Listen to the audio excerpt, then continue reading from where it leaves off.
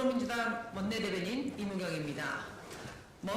면허 취소 수준의 음주운전과 폭력 전과 후보를 통과시켜달라니 국민이 만만합니까? 강도영 해양수산부 장관 후보자가 음주운전 당시 면허 취소 수준의 만취 상태였다는 것으로 드러났습니다.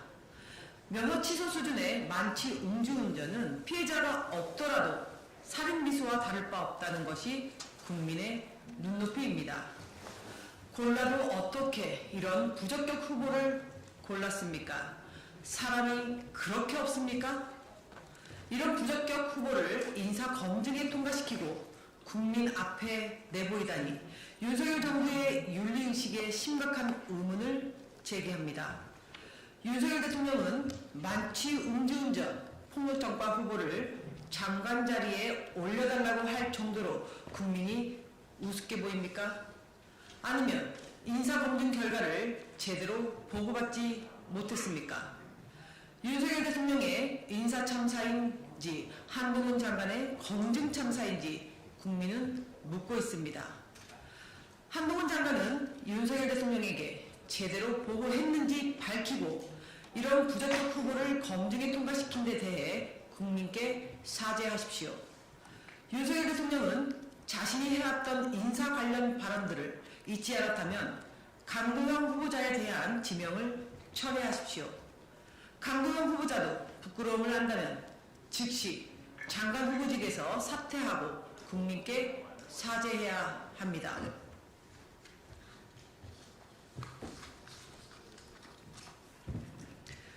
검피아의 전형을 보여주는 사람을 국토부 장관으로 세우겠다니 황당무계합니다.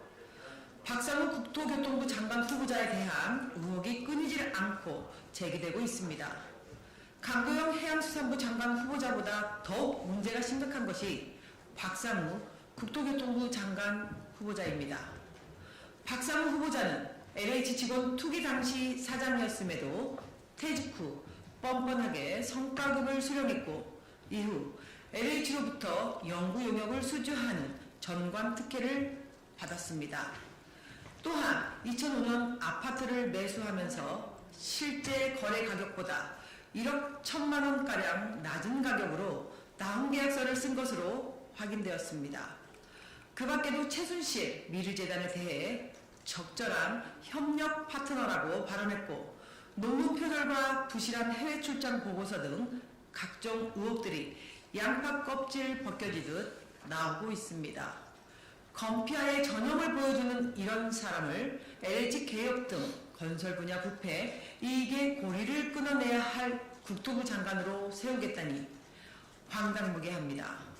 윤석열 대통령은 이런 사람이 아니고서는 김건희 여사 일가를 둘러싼 서울 양평고속도로 특혜 의혹을 감싸지 못할 것이라고 판단한 것입니까?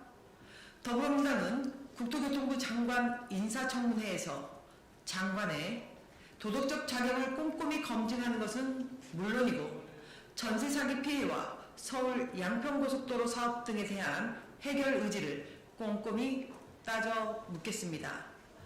윤석열 대통령 처가를 둘러싼 각종 의혹을 덮기 위해 추천된 인물이라면 국민의 심판을 부를 것임을 분명히 경고합니다. 윤석열 정부가 일본에 언제 할 말을 했다고 합니까? 국민을 우롱하지 마십시오. 박진 외교부 장관이 일본에 할 말 당당히 했다는 주장으로 국민을 실수하게 만들고 있습니다. 대체 윤석열 정부가 언제 일본에 할 말을 당당히 하고 떳떳하게 입장을 밝혔습니까? 또한 윤석열 정부의 방일 외교에 대체 무슨 성과가 있었습니까? 윤석열 정부의 될 외교는 단 한 번도 굴종이 아닌 적이 없습니다. 해야 할 말조차 하지 못해놓고 언제 할 말을 당당하게 했다고 국민을 속이려고 합니까? 대굴종 외교를 이끌었던 외교부 수장이 그룹 외교를 부인하려고 억지 주장을 늘어놓고 있으니 정말 뻔뻔합니다. 국민의 자존심을 뭉갠 위안부 피해자 소송 판결 무시, 후쿠시마 원전 오염수 방류, 강제징용 셀프, 굴복을 국민께서 잊었을 것이라고 착각하지 마십시오. 총선에 나가기 위해 자신의 가오를 지우고 싶겠지만 윤석열 정부의 대일 굴종 외교는 국민의 마음속에 깊이 뿌리내리고 있음을 경고합니다. 대일 굴욕 외교를 진두지휘한 박진 장관은 부끄러운 변명을 멈추고 대한민국의 국익을 훼손하고 국격을 추락시킨 데 대해 국민께 사죄하십시오.